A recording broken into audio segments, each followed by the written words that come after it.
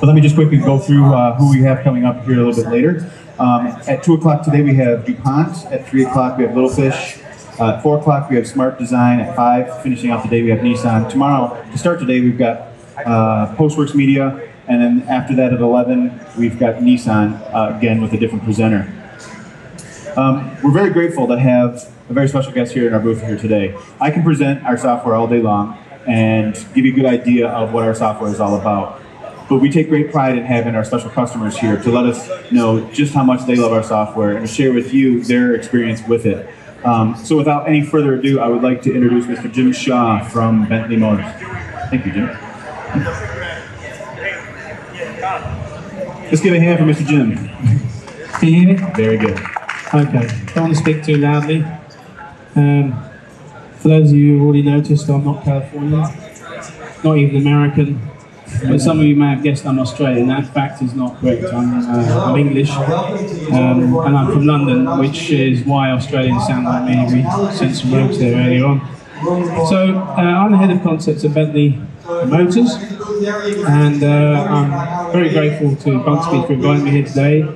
It's a great honour to come and speak with you all to show you some of the work we've been doing in collaboration recently. It's quite exciting. So, here's our founder, auto-owned Bentley, a great man who was a fantastic engineer. He engineered planes, trains, and automobiles ultimately. His name is what graces our cars, and his motto was that he wanted to design a good car, a great car, the best in its class. And I'm sure you'll agree with me that this is our current range, and I think we've pretty much hit the nail on the head. I started with the company back in 1998, and the GT was my first car. And everything else you see on that page I've been working on since. This is pretty much what I do. So what you see here is the vehicle package, the occupants, parts that go into the car. It's my job to place those, to integrate the other engineering functions. But also, you'll see the style there is to work with the designers to make their dreams come true. In other words, make their designs come feasible. This is a little bit more interesting, for me at least, hopefully you too. This is a package drawing, and this shows me, that's a digital version of me, laying somewhat uncomfortably in what was my gravity racer back in 2005. And I'm a bit of a frustrated race car driver, and this is one of my passions. And you'll also see that I'm not too bad when it comes to styling either.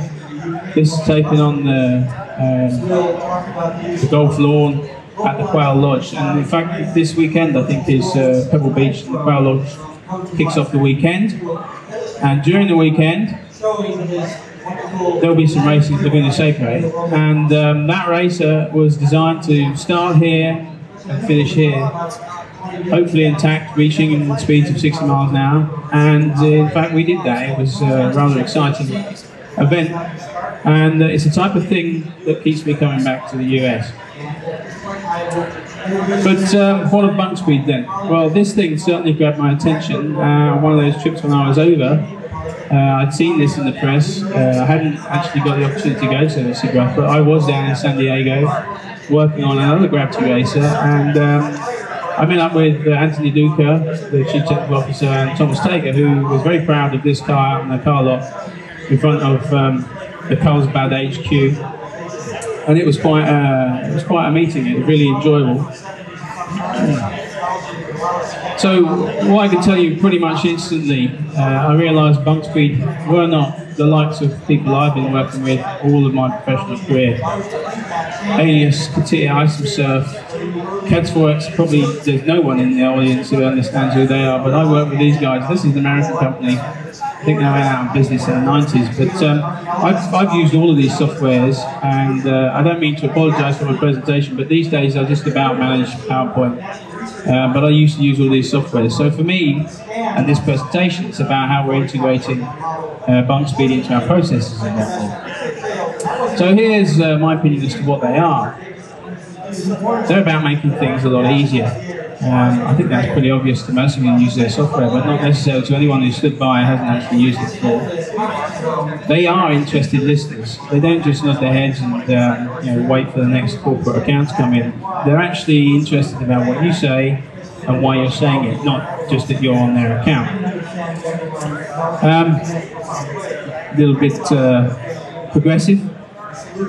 I would say very progressive, but most certainly not pompous about it. They don't have a rest, they keep going. They don't look for a rest period. It's interesting to see there's a third product on display, and I wasn't even aware these guys were working on it today, and I think for Bentley it's certainly got a lot of legs for us in the future.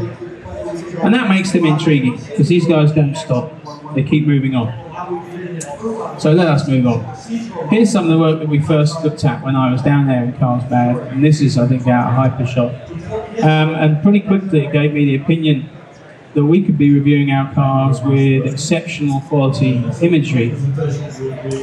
And I'd already got the notion from the time you saw me at Laguna Seca. I'd actually been practicing that track on Gran Turismo 4, and I've got a visual image of how I wanted to do digital design reviews. And this thing started to hit home with me. I realized that there was a visualization software out there that could add to my dream, if you like. And these images were produced in rapid time. I was so impressed with the output that we decided to keep things going, and I looked to set up a little bit of a task for the guys. So it was a bit of a top secret task, and I can't actually show you some of those imagery because whilst these guys are intriguing and they're working closely with me, I can't show you what the next generation GT looks like. They've seen it, you can't. So here's some stuff that was on the clipping room floor of what we were looking at. Just to have a look at the dynamic version of our car. And if you will, this could be a car at the design stage about 2 years away from prototype. Now people ask me in my job, what's the best time in my job? The best time in my job is when you first see all of your hard work for 2 years come to life because it's actually a product, it's a driven car. Well, this gives us the opportunity to do that so much quicker. Obviously, the visual quality of what you're seeing here is pretty low. Like I said, this is a low resolution effect. There are other clips. This is following on from an improvement, a further discussion. I'd shown this to our board and also onto the Volkswagen board. Not this clip, but this top secret car that you're not allowed to see.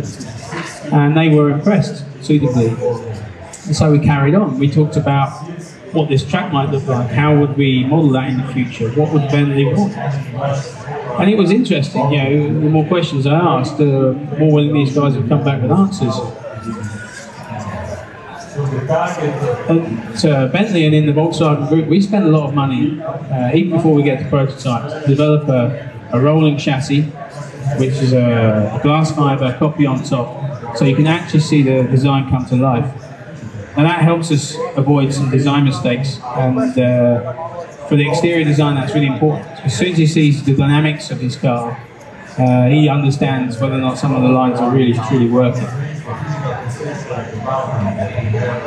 This next clip is just a little bit of horsing around really. I'm playing with the physics that's actually behind all of this. I think this is Philip Lund's idea to take a Bentley off-road, which is interesting. Unusual, not advised for anyone who's actually got one.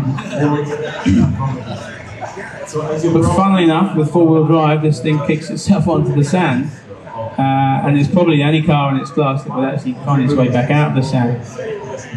Now, I'm not sure if Bunkspeed are really trying to give our product planners some ideas, but this part's quite interesting. Having got himself in the sand, Phil decided it was a good idea to get back off the bank, and well, he came up short in this instance. In overdrive, it allows you to change the settings. Like I said, it's got a full physics engine behind it, so you can see here he's actually jacked the suspension up, and he's going to take it back down the ramp and have another go. There you go, there's the suspension going up now. You can see how